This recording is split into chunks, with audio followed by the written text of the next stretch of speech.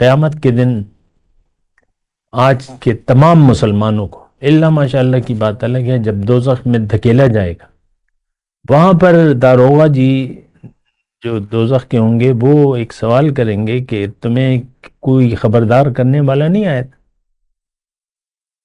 تو ہم وہاں یہ کہیں گے کہ آیا تو تھا، ہم نے اس کو جھٹلا دیا اپنے عمل سے، اور اپنے عمل سے کہا وَقُلْنَا مَا نَزَّلَ اللَّهُ مِنْ شَيْءٍ، کہ ہم نے کہ اللہ نے تو کچھ نازل ہی نہیں کی۔ اللہ اکبر اللہ اکبر اللہ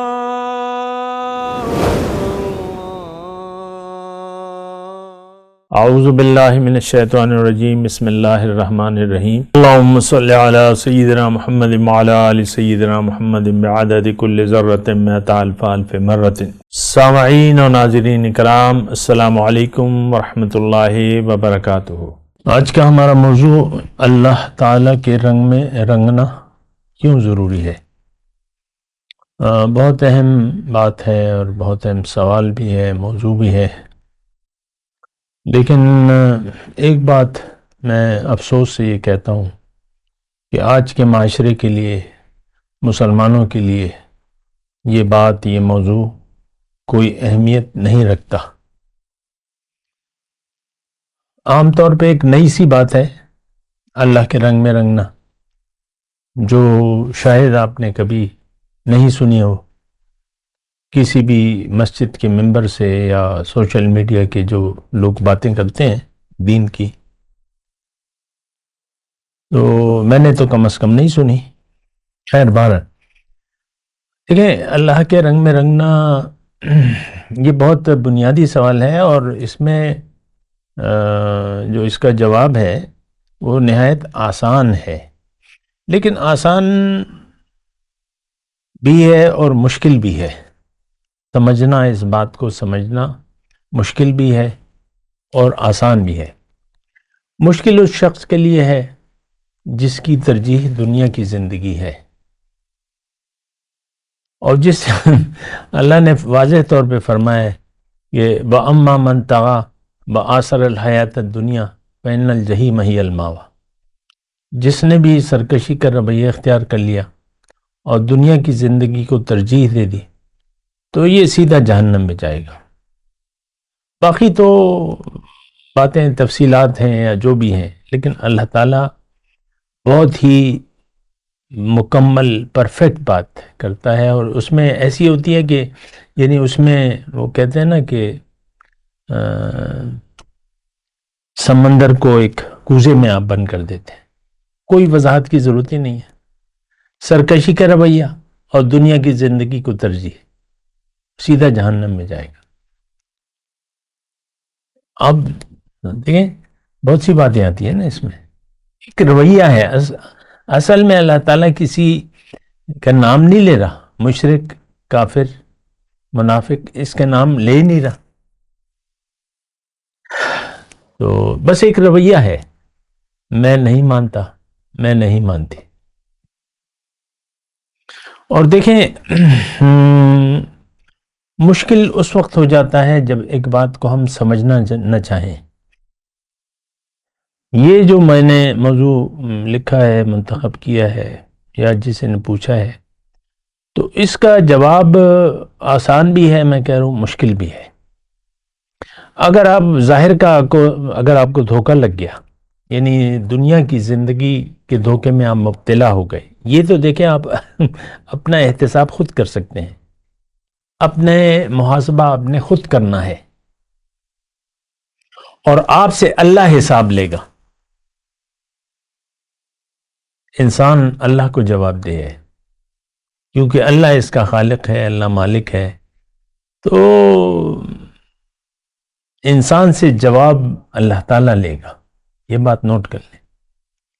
اللہ نے اپنے رسول کو فرمایا کہ تمہارے ذمہ پہنچانا ہے اور حساب میں لوں گا، فَإِنَّمَا عَلَيْكَ الْبَلَاغُ وَعَلَيْنَا الْحِسَابُ، اور اللہ تعالیٰ حساب لے تو پھر اس صورت میں کہ جب بندے کو اختیار بھی دے دیا اس نے، دنیا میں با اختیار کہ بھئی تمہاری مرضی ہے، نہ شکری کرو یا شکر گزاری کرو بھائی.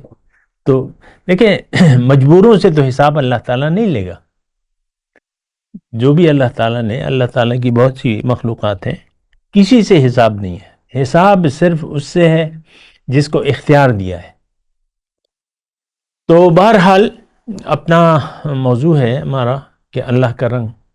دیکھیں اگر ایک اور طریقے سے میں بات کروں تو انسان جو ہے اللہ تعالیٰ نے اسے اپنا خلیفہ کہا ہے. فرشتوں سے اللہ تعالیٰ مخاطب ہوا، یعنی انسان کی دنیا میں آمد سے پہلے. وَإِذْ قَالَ رَبُّ، سورہ بقرہ میں ہے، اِذْ قَالَ رَبُّكَ لِلْمَلَائِكَةِ إِنِّي جَاعِلٌ فِي الْأَرْضِ خلیفہ، کہ زمین میں میں اپنا خلیفہ بنا رہا ہوں. اب اس کی تفصیلات توجیحات یا تو بہت ہیں، لیکن یہ ہے کہ میں مختصر بات کروں. اصل انسان تو وہ روح ہے جو کہ عالم ارواح سے دنیا میں آتی ہے. یہ روح حیوانی نہیں ہے، یہ الگ چیز ہے. وہ اقبال نے میرے خیال سے کہا ہے نا کہ نقطۂ نورے کے نام او خودیست، زیر خاک ماں شرار زندگیست. یہ نور کا ایک نقطہ ہے جو میرے بدن کے اندر زندگی کا شرارہ ہے. ہمیں تو اس پر یقین ہے نہیں، اور آج کا انسان ظاہر کے دھوکے میں مبتلا ہے. جسم کو یہ ظاہر سمجھ لیا اس نے، اپنی دنیا کی زندگی کو ہم حقیقت سمجھ بیٹھے ہیں. تبھی تو دیکھیں ہمارے گلہ شکوہ، حرص، طمع، امید ساری ہماری دنیا سے متعلق ہے. اندازہ تو لگائیں، گلے شکوے بھی ہیں نا، یہ ہوتا یہ ہوتا یہ ہوتا، ایسا ہوتا ویسا ہوتا، یہ ہونا چاہیے وہ ہونا چاہیے. پھر امیدیں، توقعات، خواہشات، خوشیاں، غم، سب دنیا کے غم ہیں. اور ہم دیکھیں اس میں وجہ اس کی یہ ہے کہ ہم نے دنیا کو، اس کی زندگی کو حقیقت سمجھ لیا کہ یہی زندگی ہے، یہی اصل ہے. موت کو زندگی کا ہم اختتام سمجھتے ہیں، اور غم عام طور پہ اس کو غم کہتے ہیں. تو یہ بھی ایک نقطہ ہے کہ موت کو آپ کیا سمجھے. وہ شعر مجھے یاد آ رہا ہے نا کہ موت کو سمجھے ہے غافل، اختتام زندگی ہے یہ شام زندگی، صبح دوام زندگی. بہت سی غلط فہمیاں ہماری، اور اگر میں یہ کہوں کہ ہماری ساری زندگی غلط فہمی پر مشتمل ہے، تو بالکل بجا ہے یہ بات. ہر شخص، مرد ہو، عورت ہو، بچہ ہو، جوان ہو، بوڑھا ہو، سب دنیا کا دھوکہ، ظاہر کا دھوکہ، ظاہر کے لیے. دین بھی ہم نے ظاہر کی چند باتوں کو دین قرار دے دیا ہے. نماز، روزہ، حج، زکوٰۃ، قربانی زیادہ سے زیادہ آپ کر لو. یہ بس غلط فہمی ہے. ہمیں غلط فہمی یہ بھی ہے کہ ہم مسلمان ہیں، حالانکہ ہم مسلمان نہیں ہیں. ایمان ہمارے دل میں نہیں ہے، ہمارا یقین دنیا پر ہے. دیکھیں بات تو ساری یقین کی ہے. یقین آخرت پہ ہوگا تو آپ مومن ہیں، آخرت پر یقین نہیں ہوگا اور دنیا پر ہوگا تو آپ مومن نہیں ہیں. اللہ نے فرمایا کہ جب تک تمہیں یقین نہ ہو، تمہارے دل میں یقین نہ ہو، تو تم مومن نہیں کہلاتے، تم مومن نہیں ہو. قرآن کی آیت کا ترجمہ ہے قُل لَمْ تُؤْمِنُوا وَلَكِنْ قُولُوا أَسْلَمْنَا وَلَمَّا يَدْخُلِ الْإِيمَانُ فِي قُلُوبِكُمْ. تو ایک بات تو یعنی شروع سے اگر ہم کہیں تو ہم اپنے بارے میں غلط فہمی میں مبتلا ہیں کہ میں یہی ہوں جو کہ نظر آ رہا ہوں. تو پھر جب آپ کو یہ غلط فہمی لگ گئی تو دین کی آپ کوئی بات کی حقیقت کو آپ سمجھیں گے نہیں. کیا کہا میں نے کہ دین کی کسی بات کی حقیقت کو آپ نہیں سمجھیں گے. ہاں روایات ہیں، یہ سارے مسائل ہیں، اور مسائل بڑے گھمبیر ہیں۔ ان لوگوں کے سامنے بات کرنا جو آخرت پر یقین نہیں رکھتے ایک کار فضول ہے، عبث بات ہے، کوئی فائدہ نہیں ہے، لوگ سننے کے لیے تیار نہیں ہیں۔ ابھی درس ہمارا لائیو ہے، آپ دیکھ لیں، اس کے سننے والے نہیں ہیں، مجھے نہیں معلوم، لیکن سننے والے نہیں ہیں اس کے۔ 2-4 لوگ 1 منٹ کے لیے سنے اور پھر یار یہ کیا باتیں ہو رہی۔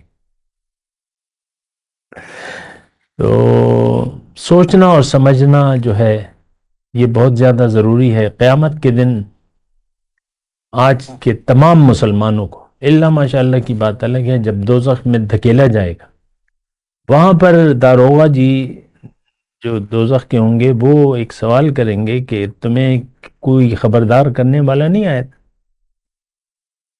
تو ہم وہاں یہ کہیں گے کہ آیا تو تھا، ہم نے اس کو جھٹلا دیا اپنے عمل سے، اور اپنے عمل سے کہا وَقُلْنَا مَا نَزَّلَ اللَّهُ مِنْ شَيْءٍ، کہ اللہ نے تو کچھ نازل ہی نہیں۔ تو یہ رویے ہیں۔ بات کرتے ہیں ایک وقفے کے بعد۔